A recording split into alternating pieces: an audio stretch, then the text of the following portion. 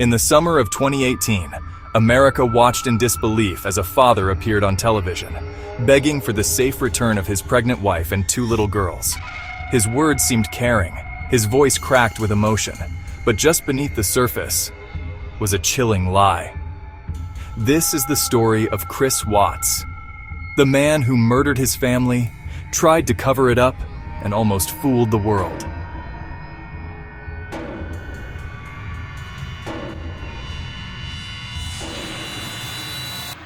Behind every smile, there may be secrets, and sometimes those secrets are deadly.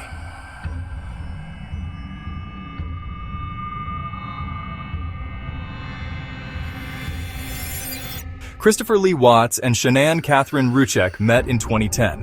Shanann was outgoing, ambitious, and known for her infectious smile.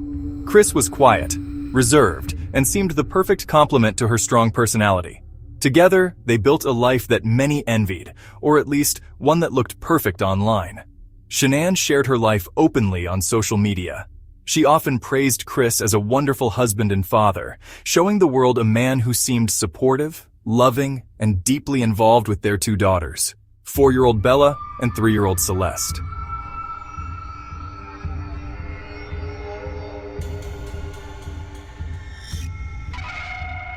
But what social media never shows are the cracks beneath the surface. And in the Watts household, cracks were beginning to spread.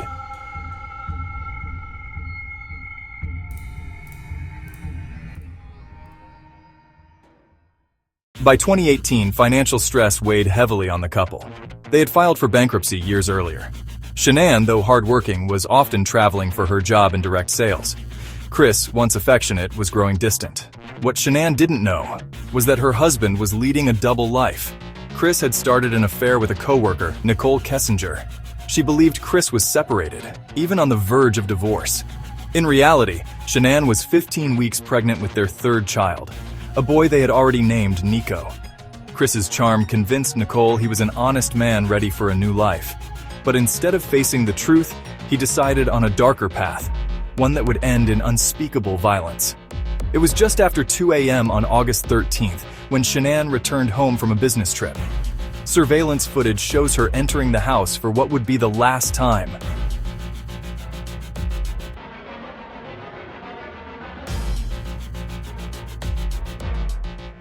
What happened next can only be pieced together from Chris's own chilling confessions. That night, as his wife lay in bed, Chris attacked Shanann, ending her life while she carried their unborn son. But the horror didn't stop there. When little Bella and Celeste awoke, confused and frightened, Chris made an unthinkable decision. He smothered his daughters one by one, despite their cries for their father to stop. Bella's last words reportedly were, "Daddy, no." In a matter of hours, a family of 5 had been reduced to 1. A husband, a father, now a killer. At dawn, Chris loaded Shanann's body and his daughters into his work truck. He drove them to an oil field owned by his employer, Anadarko Petroleum. There, he buried Shanann in a shallow grave. He then forced his daughters' tiny bodies into crude oil tanks as if trying to erase them from existence.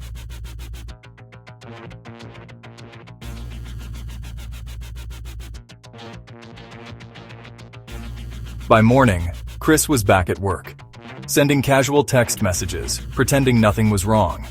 But the disappearance would not go unnoticed for long. Later that day, Shanann's friend, Nicole Atkinson, grew worried when Shanann missed a doctor's appointment. She contacted police, who quickly arrived at the Watts residence. Body cam footage captured Chris's unusual behavior. Chris seemed cooperative on the surface, but detectives noticed something off. He was strangely calm for a man whose pregnant wife and 2 children had vanished. His story was vague, his timeline inconsistent, and his demeanor unsettling. When interviewed by local news, Chris appeared tearful, pleading for his family's safe return.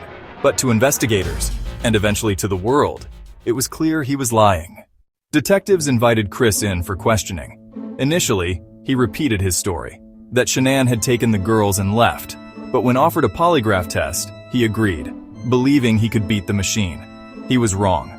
Chris failed the polygraph spectacularly. When confronted, his calm facade cracked, Investigators pressed harder, and Chris's lies began to unravel. In a desperate attempt to salvage his image, Chris claimed that Shanann had killed their daughters, and that he, in a fit of rage, killed her in retaliation. But forensic evidence and his eventual confession told the real story. After hours of interrogation, Chris admitted what he had done. He described smothering Shanann, then killing Bella and Celeste. His words were emotionless, detached, as though he were describing someone else's actions.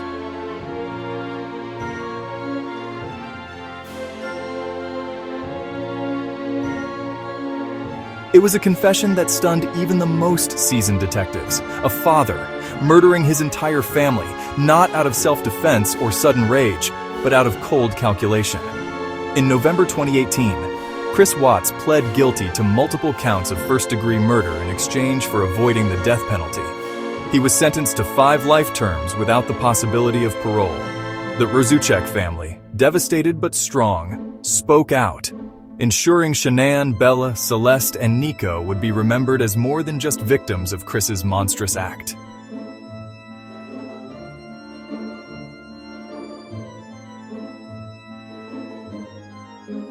The Watts case shocked the nation. Documentaries, books, and countless discussions have dissected the tragedy, trying to answer one haunting question: why? Why would a man destroy the very people who loved him most? Some point to Chris's affair, his financial troubles, his inability to face responsibility. Others simply say evil wore the mask of an ordinary man. Whatever the reason, the legacy of this crime remains a reminder. Appearances can be deceiving.